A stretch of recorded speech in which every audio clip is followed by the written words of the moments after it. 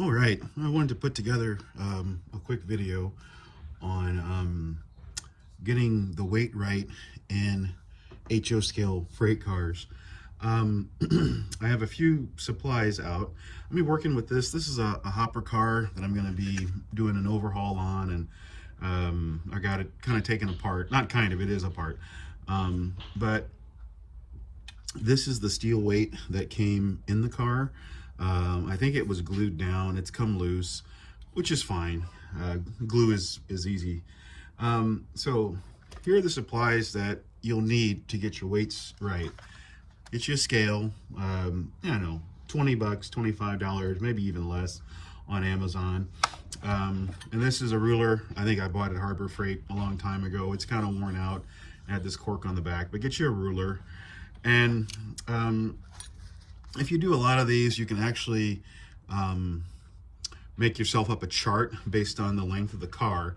But here's what it is. So the NMRA, the National Model Railroad Association, says that for every inch of car, it should have half an ounce. It should have half an ounce per inch. And then the NMRA says you always start with one. So they say you always got to have 1 ounce always to start. And then based on the length of the car, for every inch, you add half an ounce. So what I do, now I always start my ruler, I always start at 1. And basically I'm just going to put this into big divisions of 1/4 inch, half an inch, that kind of thing. So this is close to, it's reading about 7 3/4, and I measured the length of the body of the car. So that's how I do it. So we're gonna just call this 7 3/4, but in reality, since I'm starting at 1, it's 6 3/4 inches. So I like to just write it down, 6 3/4 inches, and then I use. Now, you're going to figure out a way to do this yourself, which is going to work just fine. For me, I just write down these. So 1, 2, 3, 4, 5, 6, and we'll call it 0.75. So that's 1. That's 1 ounce. That's 1 ounce. And that's 1 ounce. So, and then you add the 0.75, right? So you've got 1, 2, 3. And then 0.75. Add the 1 to this. Now, by the way, I've done this a bunch of times, so a lot of times I don't do all this math. I just wanted to show you how I put this together. So this car should weigh 4.75 ounces. So what I'm going to do now is I want to figure out what it weighs with the parts and pieces that I have. Now, this car is missing a few little things, like here's a small piece that goes in the bottom to secure the hopper doors in the bottom. So what I'm just going to do is I'm going to turn my scale on. And sometimes it takes a moment to clear. There, it's nice and clear now. I'm going to move it over a little bit. And I'm going to put everything that I have for the car on the scale. By the way, the plastic wheels are still on it.